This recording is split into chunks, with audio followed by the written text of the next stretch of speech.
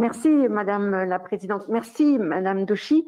Il y a un peu plus d'un mois, vous étiez déjà en audition au Sénat pour éclairer le texte que nous avions en examen sur la fin de vie. Je retrouve bien tous les éléments que vous nous disiez déjà pour éclaircir et éclairer le débat. Depuis, le vote a eu lieu et au Sénat, à contrario de ce qui va se passer, je pense, à l'Assemblée nationale, le débat a pu avoir lieu. Il s'est arrêté à l'article 1er sur l'aide active à mourir, mais il s'est arrêté de manière pas si tranchée que ça. Enfin, 19 voix ont séparé les votes favorables au vote contraire sur l'aide active à mourir, que ce soit par l'euthanasie ou l'assistance au suicide.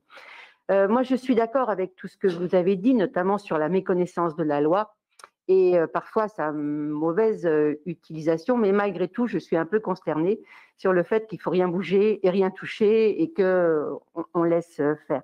Moi, je suis très mal à l'aise quand j'entends, pas dans votre bouche, Madame la Présidente, mais dans certains propos, comme si tout allait bien, enfin, comme si c'était suffisant. Ben, on le sait bien. Enfin, là, vous avez appuyé à la fois sur la connaissance globale, sur la préparation, sur la formation nécessaire en collégialité, mais aussi sur les questions de moyens. Et comme les autres services de santé publique, on est en gestion de pénurie. Enfin, c'est quelque chose qui est dramatique, je trouve. Et ce matin, on avait chacun sur nos boîtes mail, je pense, une note dépêche AFP d'un témoignage d'un monsieur. Ça fait 35 ans qu'il est en soins palliatifs. Est-ce que vous trouvez que c'est une situation normale et acceptable dans cette France en 2021, là où les autres pays, et depuis qu'on se parle, depuis qu'on s'est rencontrés il y a un mois, l'Espagne a autorisé l'euthanasie sur son territoire. Donc les choses sont très lentes, parfois même stagnent de manière incompréhensible en France. Et les deux choses positives que je retiens, outre la qualité des débats qu'on a eus, c'est l'annonce du gouvernement, parce que c'était quand même aussi ça ce qu'on attendait.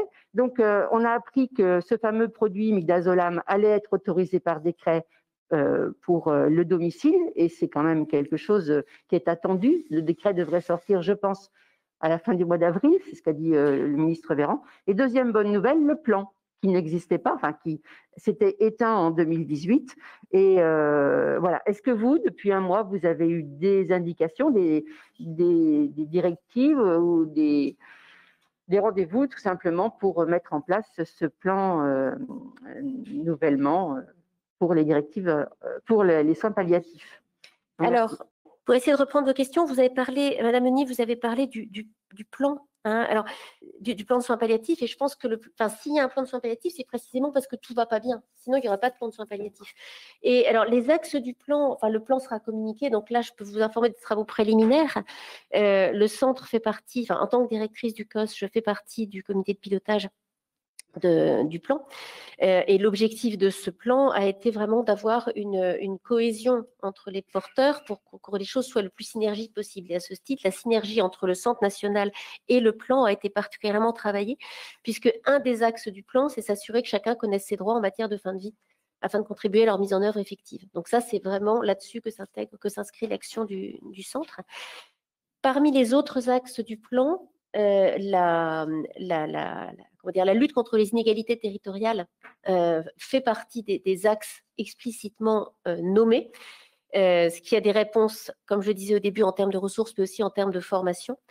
Et il y a un travail avancé sur le développement des formations. Alors, elles sont un peu plus intégrées dans le cursus des études médicales et paramédicales, mais ça reste encore très débutant au regard de l'ampleur du problème de fin de vie. Et c'est ahurissant de se dire que pour quelque chose qui va concerner, in fine, tous les patients traités, même s'il y a des spécialités où on ne meurt pas beaucoup, mais on sera tous concernés par la fin de vie, et c'est quelques heures de formation.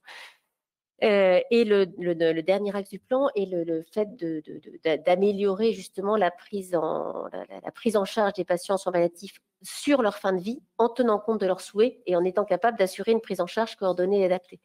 Donc, les axes du plan tels qu'ils seront confirmés, infirmés, affinés par leur annonce officielle, s'attachent précisément à certains des problèmes existants, et en tout cas à certains de ces problèmes qui sont les plus répandus.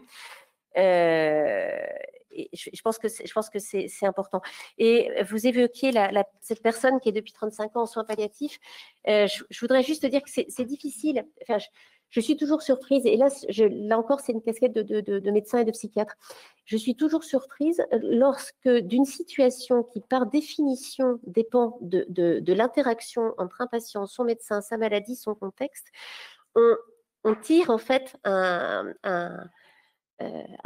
exemple. Il ne s'agit pas de généraliser, c'est pas ce que je veux dire, mais il y en a plein d'autres, mais ces exemples en fait n'ont de sens que si on essaie de comprendre ce que voulaient les patients. Parce que je rappelle que le droit à l'obstination, au refus de l'obstination déraisonnable, permet dans beaucoup de situations, sûrement pas toutes, et il y a des situations où ça se passe mal, et je pense que personne ne nie le fait qu'il y a des situations où ça se passe mal. Ça, c'est la question, c'est en tout cas au niveau du centre, comment on documente ça et comment éventuellement on essaye avec les leviers qui sont les nôtres de les améliorer.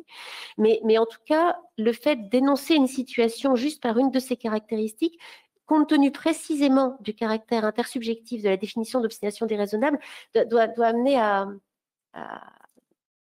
comment dire, à essayer de prendre en compte, en tout cas vraiment avec soin, la singularité.